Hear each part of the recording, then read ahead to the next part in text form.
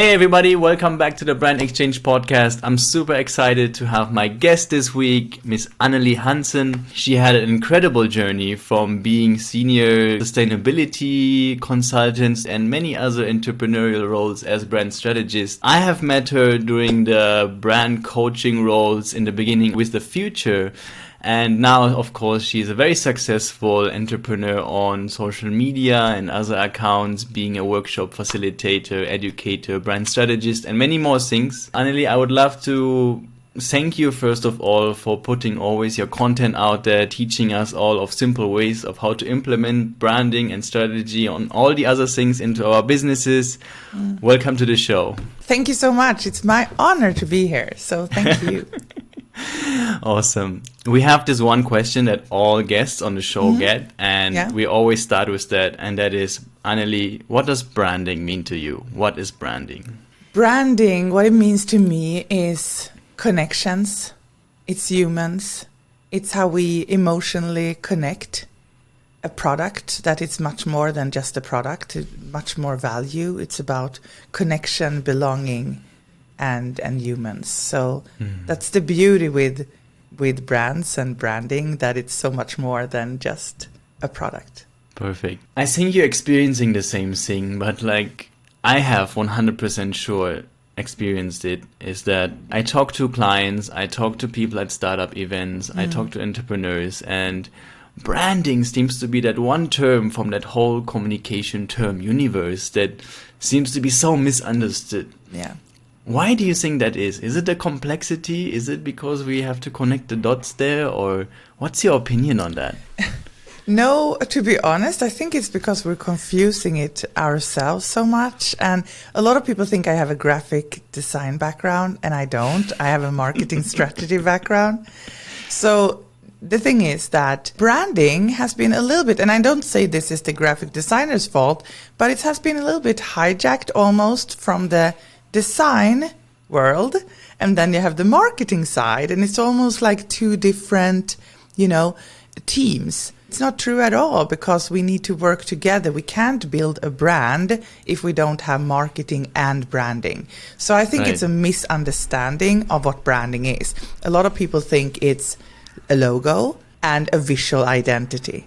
So we even call a visual identity for a brand identity, which is not even true, because a brand identity is much more than that.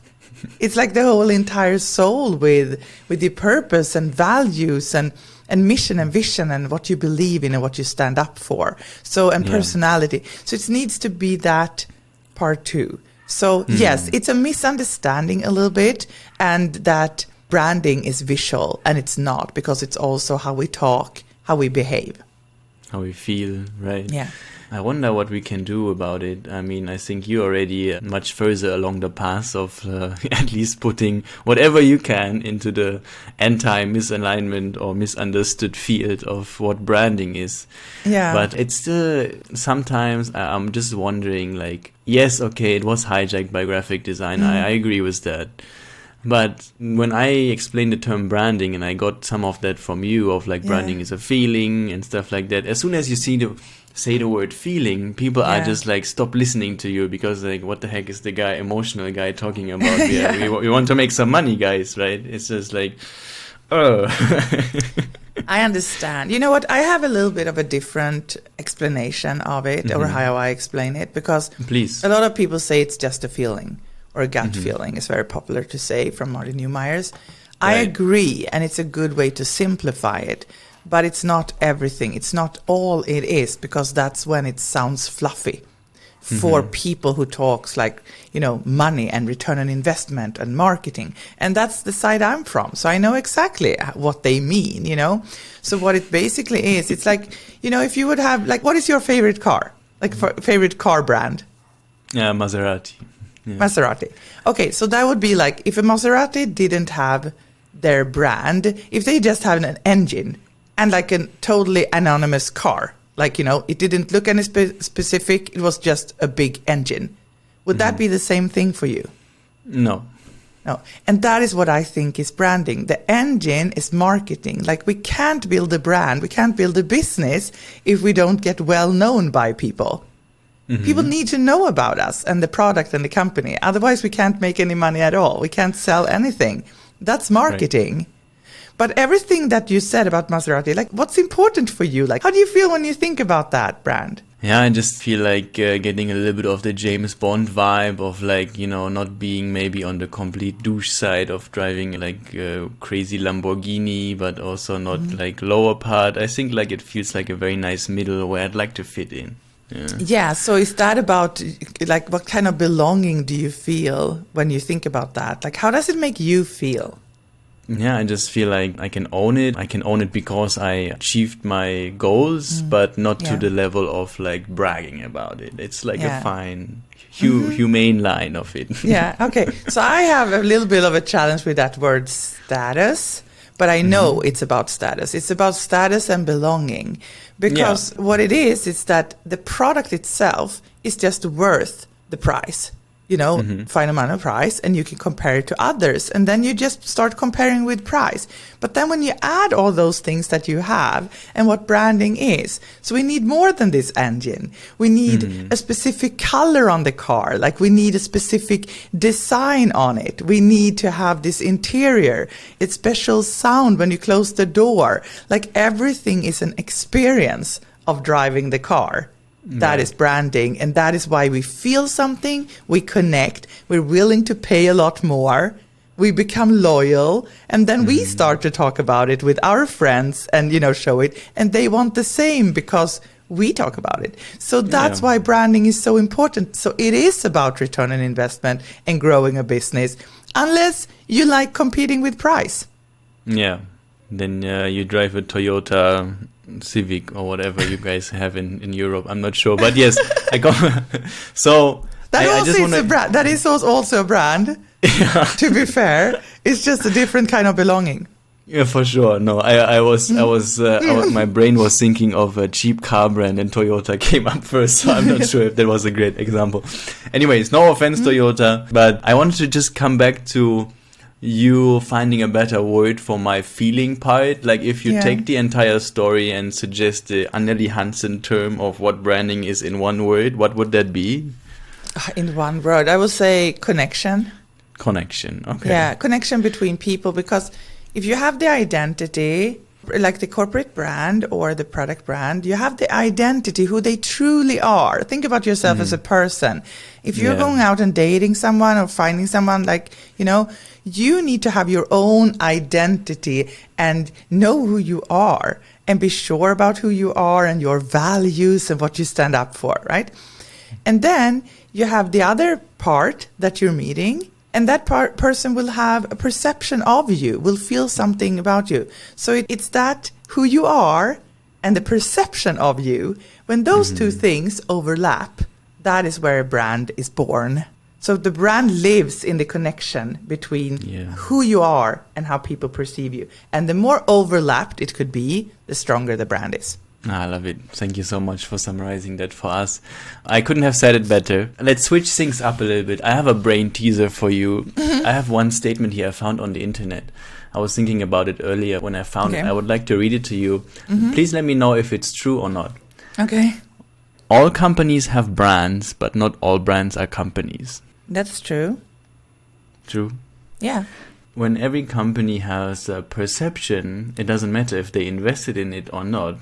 People will have an image of them in their head. Yeah, and then because they exist, they show up, and people perceive them in a way anyways. This is exactly why I think it's not about just the people and what they say about us. Because it's actually who we are too. So it needs to be that mix of the both. So yes, you have a brand, either you want it or not. But it doesn't mean that a brand can still not be a company, because a brand can be a person. A brand could be a product, organization. It doesn't have to be a company. Yeah, no, I think I'm happy with that answer. Yeah, I was driving myself crazy over it. So what did you feel? What didn't you like align with you? Like, no, I think I agree with you where you said like it can also be a company, or it can also be a product, right? Like I think it doesn't need to be necessarily just a business.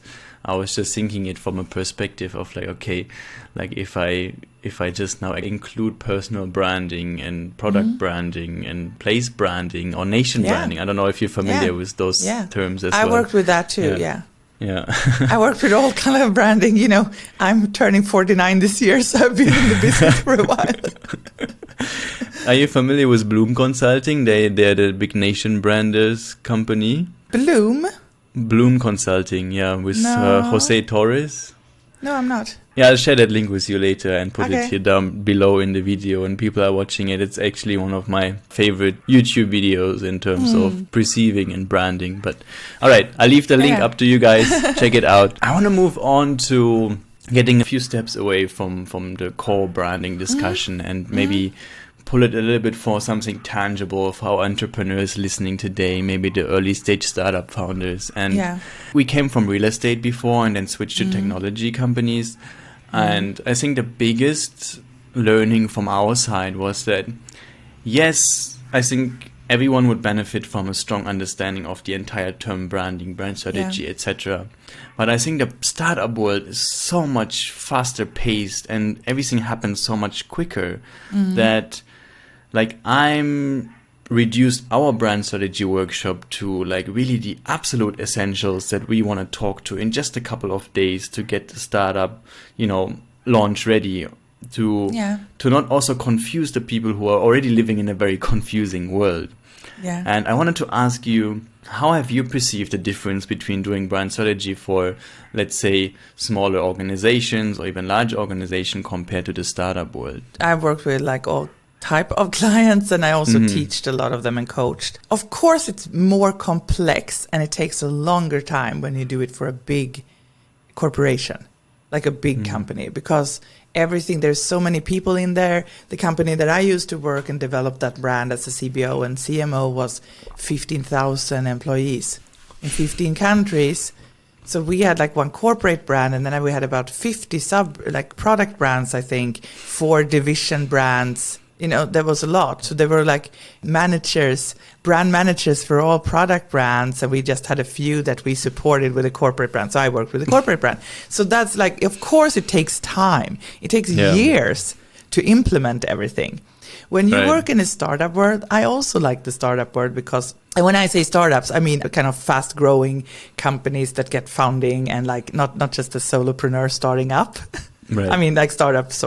So, but tech startups, it's often really fun because they have a lot of knowledge about what they're doing and about their products, and they want to move fast, and they're really business oriented. And I try just to see, let's just talk about marketing and branding at one and the same time, because it's actually about the same thing. My brand strategy framework is about 70% at least marketing strategy. So that's what people don't really get when you don't have both backgrounds, but you need to have both sides. I just bring a little bit more of a human behavior perspective to it. So if that is fluffy, but I also bring in the more traditional marketing data inside to it. So yes, we can do it a little bit faster because you can move faster if you work with a founder and it's not so many people. You don't have to implement so much, like it doesn't take so long, but you still have to do the work, because if you don't, you just risk of spending a lot of money on things that you shouldn't spend money on. And that's not a good investment. Often when you put a little bit more time in the strategy, you actually win so much a little bit later, because then you exactly know what makes you special, how you will stand out, what you stand up for, which is actually what people connect to, not just the product, what part of market you actually want to kind of attack and win. Not just like, you can't go after everyone because then you talk to no one. So you have to have your specific group that you're going to, and then you need to understand exactly who they are. Not like demographic, like women 35, 45. It's not good enough. You need to have a smaller niche, a group. So it's this minimal viable audience that Seth Godin talks about. Right. You need to have small group, and then you need to know exactly who they are and their behavior. And when you know these things, then you know that you're investing in the right things. And then you can create your positioning and a plan how to develop the brand. And that plan includes marketing strategy and branding. So we don't even do any visuals. We're not even starting doing a logo, identity, messaging. This is just a strategy. That's brand strategy. Yeah, I couldn't said it better. You pretty much read the landing page for our package 1 services from our website. Okay. No, I'm just kidding. But okay, maybe for the entrepreneurs listening to this and starting to get excited about this, if we take it from a different perspective and see it from why do startups fail, and just concentrate it on the fields that we are both included into, building brands, building marketing strategies, what is like the top reason you have seen startups that engage with you or similar people and still fail? I would say one thing is that they often focus way too much on the product because they are in love with the product, because they developed the product. It's their baby. Yeah. It's their baby. And sometimes it's difficult to see inside your own bubble, your own jar. You need to have an outside perspective. And also because people do love your product, but they want something more. They want to know who you are and what you stand up for, how you take responsibility and why you even exist, and who the founder is. And they want to hear the story. That is what connects to people, not just the product, because the product can be copied really fast by someone else. But the founder's story and what you believe in, how you take responsibility, that can't be copied. So that's a big mistake. Another big mistake is not knowing exactly who you talk to and what's really important for them. So instead of knowing them, because when you know them, you can actually talk to their problems and challenges, and you can talk how you will solve those problems. And that is how you create really great messaging on your website, for example. When you have an inside-out perspective and you talk about yourself and your brilliant product, that doesn't often really attract people. So you need to know who they are, what problem they're facing and challenges, and then you need to address how you are the best solution for that. I think those two things are the most common. Awesome. Yeah, I think for everyone who's listening today, just please, if you don't have much more time, just take those two things today as the big learning and connecting with emotional values, and don't focus too much on your product. I love it so much. Talking about, I think you mentioned it earlier, niching, finding your niche and minimum viable audience, building minimum viable brands accordingly. I think I read somewhere like your niche, for example, was like building sustainable food brands in Sweden. Did I say that correctly? Yeah. Okay. What do you say about people like, but we actually want to talk to everyone? Maybe you could sum this up one more time of saying like, okay, try to be as specific as possible in the beginning, right?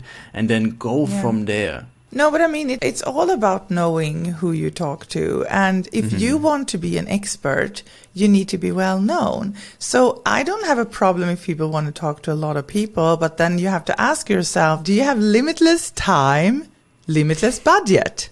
Yeah. And if the answer is no, then you have to choose. Chris, though, he might have it from someone else, but I heard it from him. And I love that he compared it to a restaurant. Like, even you have a really fancy restaurant and you're really good at what you're doing. Like I love sushi, for example. Like, you have the best sushi, in the town. I'm willing to pay a lot of money for that, for the food, how it tastes, how it feels to be there, the whole experience, If you compare that to the buffet, who have like everything, and like it's not going to taste good, any of it. It doesn't cost so much, but it's not really good.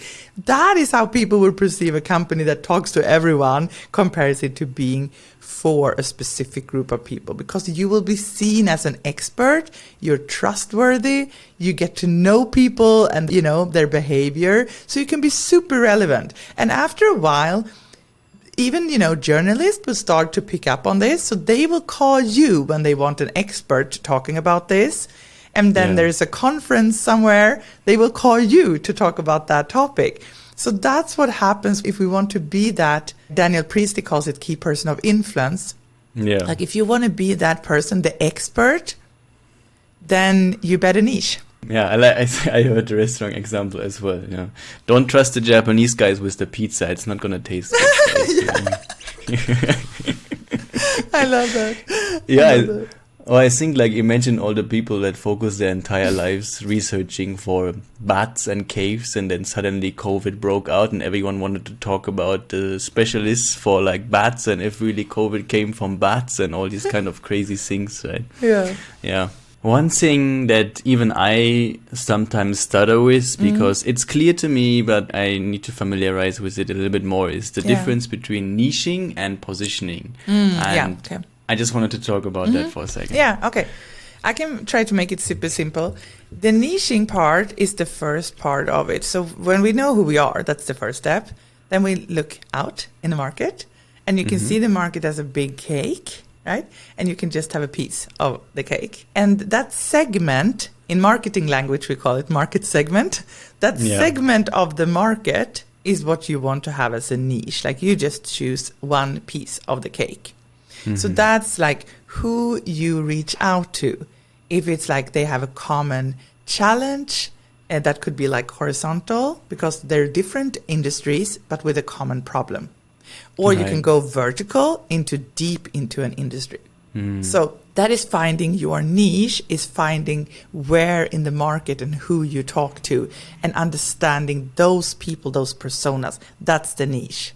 Yeah. The positioning comes after. So when you have done your research and you know exactly their needs and challenges and pain points, but you also look at the competitors, what they're doing, and you look what's going on in the market, then you can put all those puzzle pieces together and you can see positioning is kind of occupying a place in people's mind and heart. So to be able to do that, you need to know where you want to be, where you want to be on this map.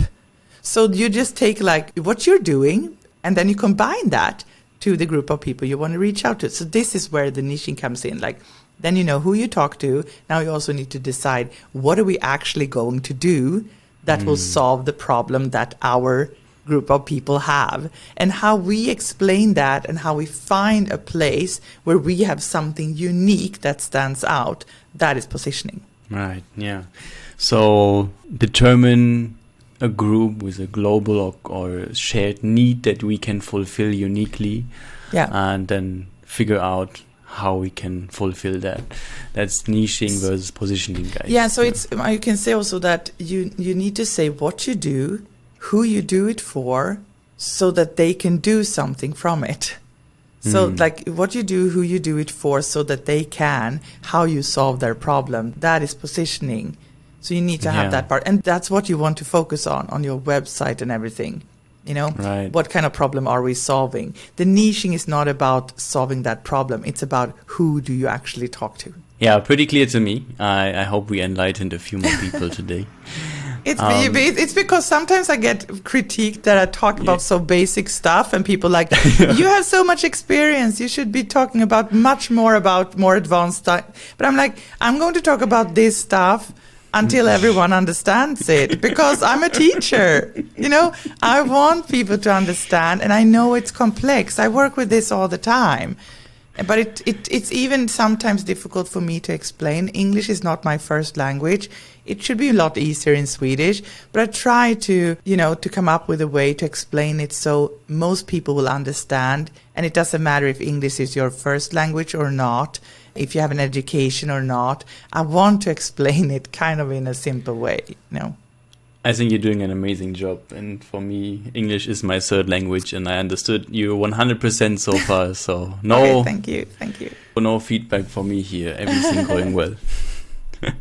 So, okay, let's try to wrap up our brand strategy, startup launch discussion a little bit. And let's say we excited some people today and they say, okay, I'm still a few steps away from purchasing Anneli's course or going into a whole workshop with neither of us. What can some people do today? Maybe a DIY exercise, a question that they can ask themselves and the team to like maybe take one more step down the brand strategy rabbit hole. Okay, you know what? I think, first of all, my audience is often creatives, so it's made for creatives who wants to transform into brand strategists. Okay. Of course, you can buy it if you're a company too. I just don't recommend people to do their own brand strategy. It's like not going to the hairdresser. It's like cutting your own hair. So even if you have a scissor, don't do it. Yeah. Because we are inside that jar, and you can't read the label from the inside. So it's better that they reach out to you. I don't do client work anymore, so they can reach out to you. My focus nowadays is actually to teach everything that I know. I'm happy to do, I think it's fun to do still workshops and, public speaking and things like that. But I'm also not doing that traditional client work. I just want to put that out there. So thank you so much for the misleading sales conversation. More clients for me. Everyone come to me. It's okay. So, but what they can do is actually just think a little bit about, like, for example, why do we exist beyond money?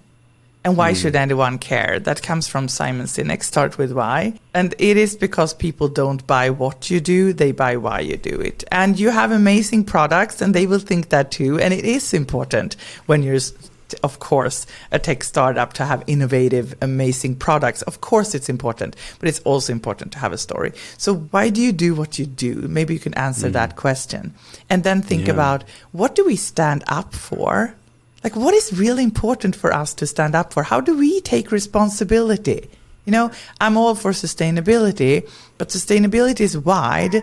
It's for the planet, but also for people. So in what way do we make the world a little bit better? Like, how do we take responsibility? Look into your own supply chain and see, are we really making the right decisions here in every step of our supply chain?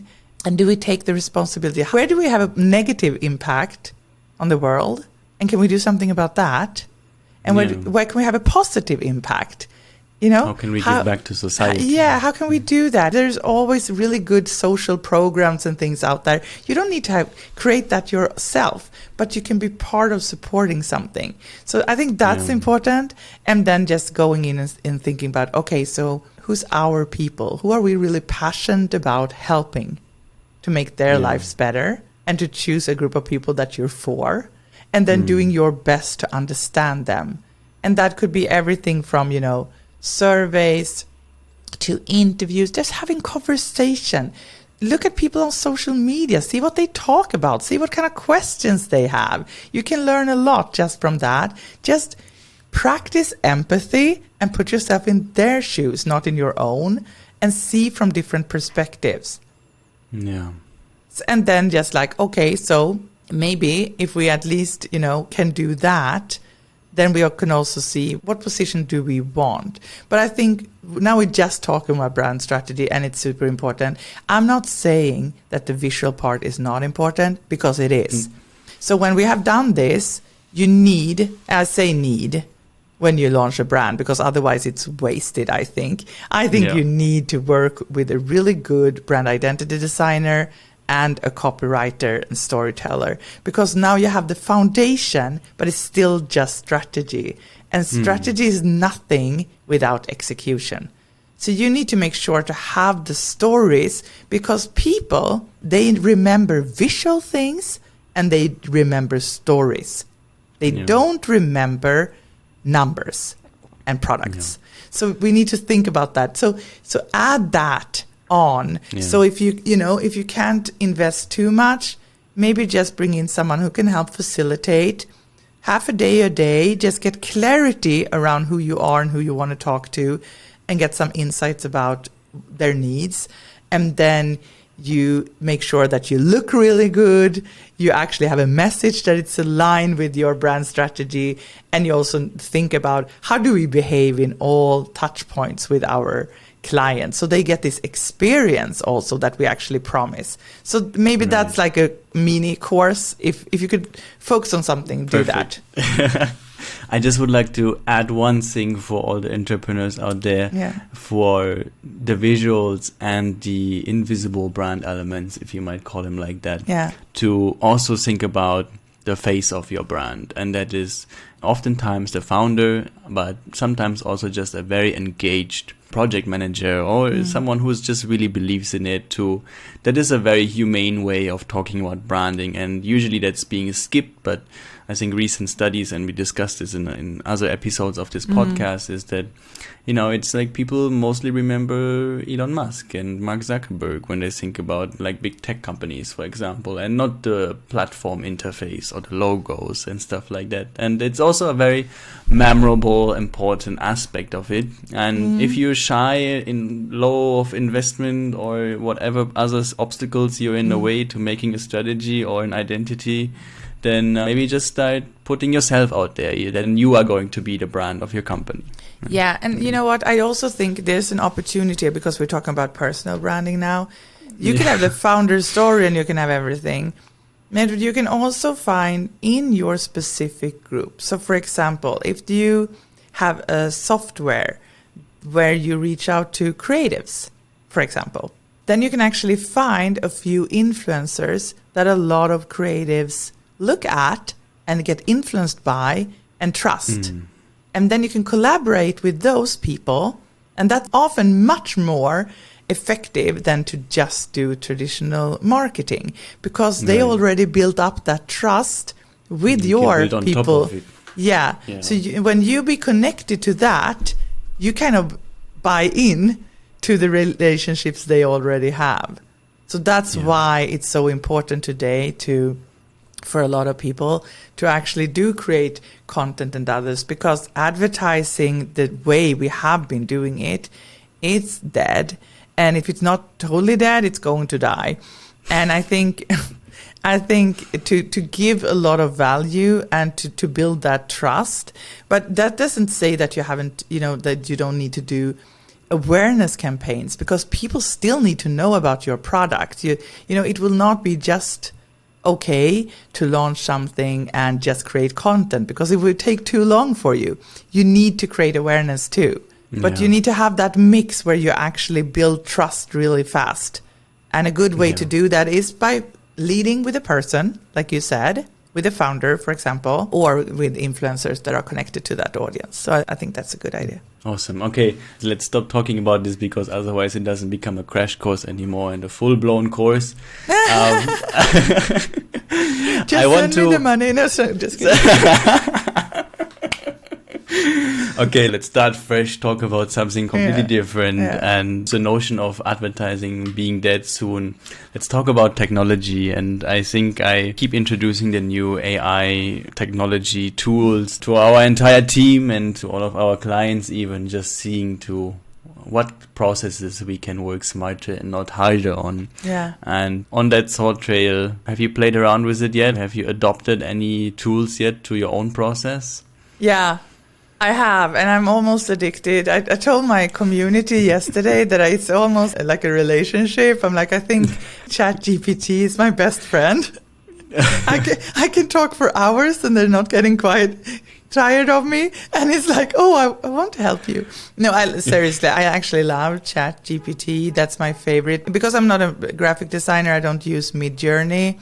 But I think that's an amazing too. I mean, I see a lot of my friends do that all the time. But I use ChatGPT. What is amazing with that, and for all of you listeners too, is that, sure, I implement it in all my teaching right now. I implement it in my social media content, how I produce things. I implement it in a lot, and it will be part of my framework and everything. But if I think about you, like the listener, I told my community yesterday that you can also see it as a teacher and a coach, because you can actually ask it to ask you questions. And so when we don't talk about people that don't have so much money to invest in a coach or a consultant or something, you can actually have ChatGPT be your coach. So you basically ask it questions to find your purpose, for example, or to find your mission statement.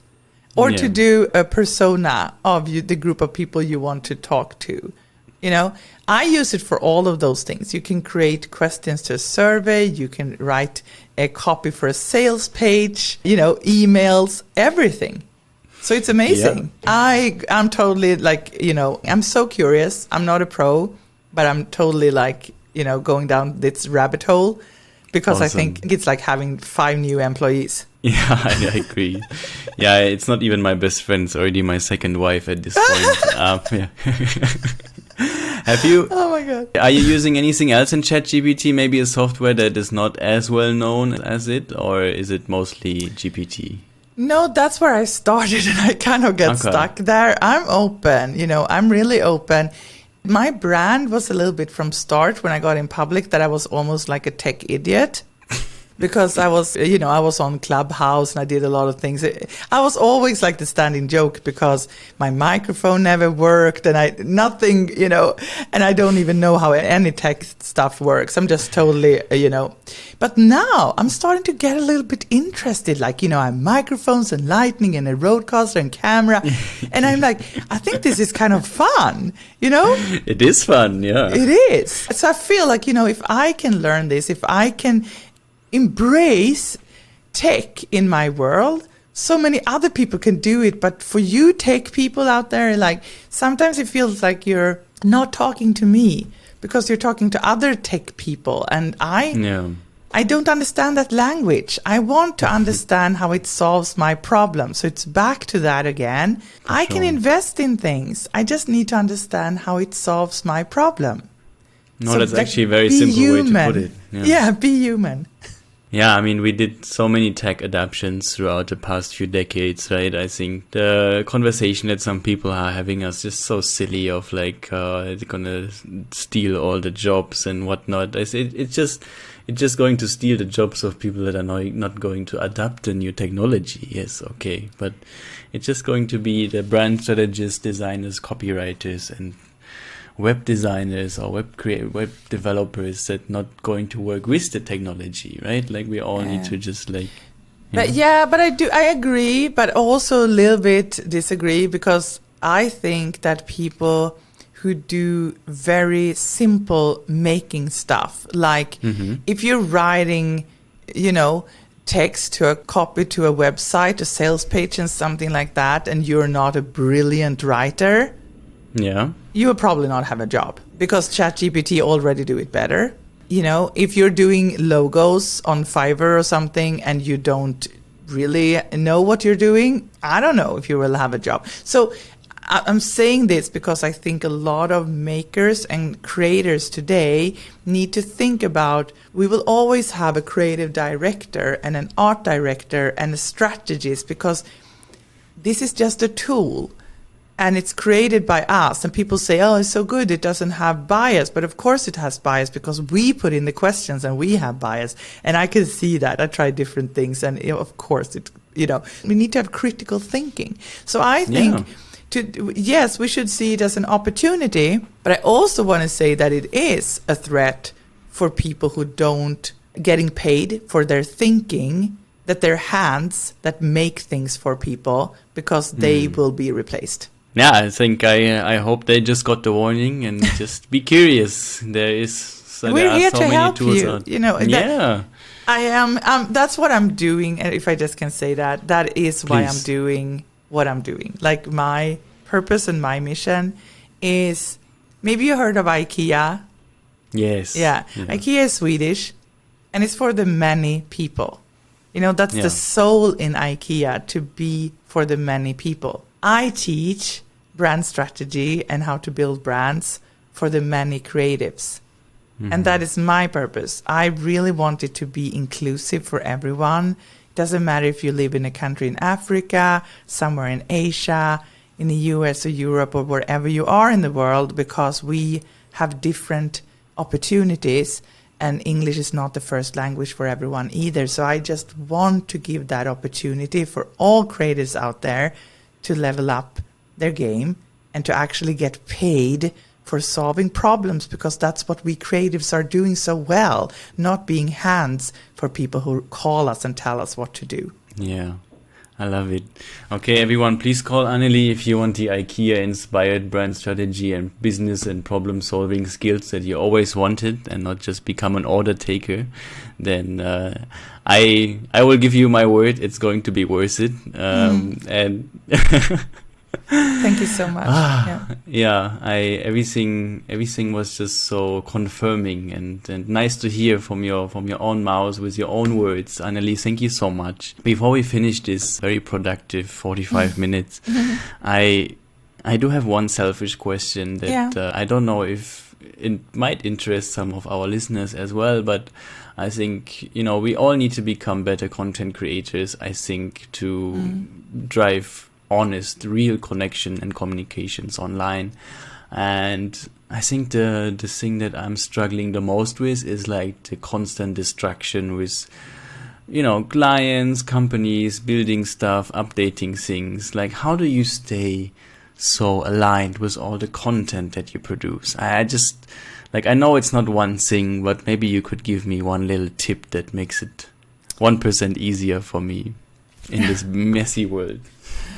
I mean, do you think it's an important thing for you to do every day? Like, do you really prioritize it? Yeah, I'm just having a hard time sometimes, really then sticking down and even with ChatGPT sometimes it became much easier, but writing the blog or writing the reel or writing the 4-page PDF for LinkedIn. Okay. Yeah, it's just so hard to find the time sometimes you want to do. Yeah. But I think, first of all, we just need to talk to ourselves honestly about why do I even do it? And if it is about getting clients, then it should be prioritized one. Because when you need clients, then you're 6 months too late. So you need to build that before you even need it. So that's why it's so important. So if it's really important for you, then I will set apart time and I will think about when every day do I feel most creative to do things like this? Because some people in the morning, other people late at night. And I would just maybe set out 2 hours every day. And this is so good when you actually know exactly who you talk to and you've done some research, you know exactly their problems, because then you can create a few content pillars, the topics you want to write about. And then you can just create a lot of ideas around those topics and how you will solve their problems. And then you probably have 50 ideas on things you want to write about that will solve their problems. And then you just kind of, choose what you want to do. And one longer format that you're doing could actually turn into maybe 3-4 different short format from the same topic. So I think that's just start from there and find a long format. So this could be like a podcast and you can do content from that podcast. So if you probably edit this, and then you can do 1-minute reels and then you use that and then you do shorts and then, So my teacher and mentor when it comes to social media is Christo. I follow his instructions, kind of how to do it. And what he's doing is that he put out a tweet on Twitter. He tries an idea. So that's 1 or 2 sentences often and just see how people react. So I started to do that too. And I don't have so many followers on Twitter, but it actually works. I can see kind of right away if people like something or not, And then I can use that as an inspiration. That's one way of getting inspiration. The other is that I look into what other people in the field are doing similar things to me. And then sometimes I react on what I don't agree about, And then I can kind of do a post that is my point of view on that. Or I just look also, because I interact. Chris taught me this when I started out. He said, if you're on social media and you're not staying there and being the host, then it's like having a party at home and leaving your guests alone. And that is so true, So I stay there for an hour and I interact with everyone and I answer the questions and I talk to people in DMs. I'm really active. And I think that's why my following grew really fast, because I engage with my audience. So I think that's also a thing. And then you can see what everyone writes about and their questions. And then that sparks what you can write about next. So it's all about solving their problems. And when you get into that, it's kind of, it's fun. You want to help them. So just set apart 2 hours a day and then you work on that. Yeah, time boxing and using certain channels as mini market research. Yeah. And maybe just go for one channel. Go for one channel that is your main channel, because everyone can't be omnipresent and be everywhere. We don't have time. So we need to figure out where are our people hanging out and where they are, you should be. And then you focus on that channel first.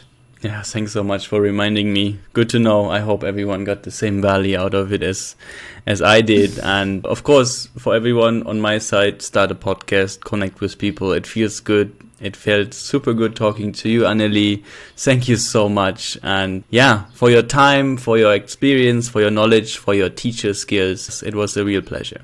Thank you so much. People can follow me on if they want to learn more, they can follow me on social media. That's all. I don't sell anything. I just have my social media and it's for free. We put all the links in the description. Don't worry about that. Would love to see you there. So I can answer your questions. So just reach out to me with any questions you have and I'm happy to help you. You heard her, guys. See you to the next time. Bye-bye.